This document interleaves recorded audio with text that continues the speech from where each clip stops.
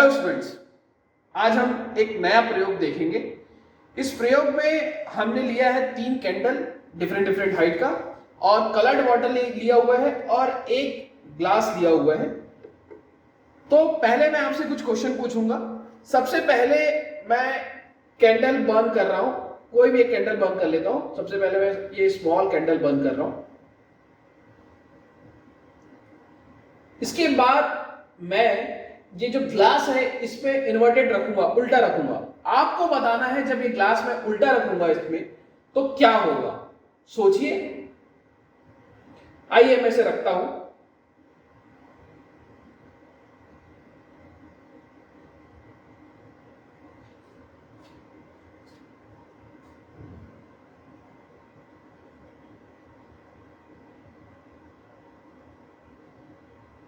So students, आप देख पा रहे होंगे जैसे ही मैंने ग्लास रखा कुछ देर बाद ये कैंडल बुझ गया।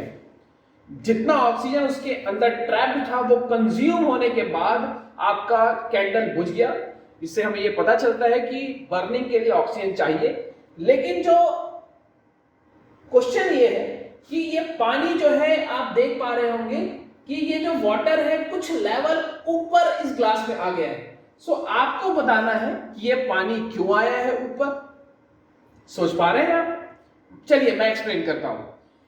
जब मैं इस ग्लास को इस कैंडल के ऊपर रख रहा था, कैंडल जल रही थी और उसके कारण उसके सराउंडिंग एयर जो है वो हीटेड हो गए और हीटेड एयर एक्सपांड होती है और एयर वहां से बाहर चले गए और इस ग्लास के अंदर की एयर पहले की तुलना में कम हो गई और इसका वॉल्यूम कम हो गया, जिसके कारण इसके अंदर का प्रेशर कम हो गया और बाहर का प्रेशर, सराउंडिंग प्रेशर ज्यादा हो गया और सराउंडिंग प्रेशर ज्यादा होने के कारण उसने पुश किया और वाटर लेवल राइज हो गया।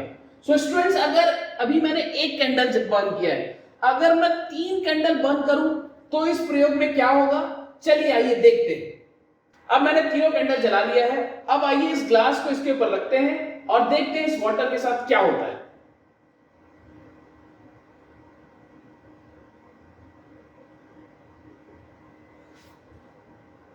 स्टूडेंट्स, आप देख पा रहे हैं कि वाटर लेवल पहले की तुलना में ज्यादा ऊपर गया है। ऐसा क्यों, क्या आप सोच पा रहे हैं?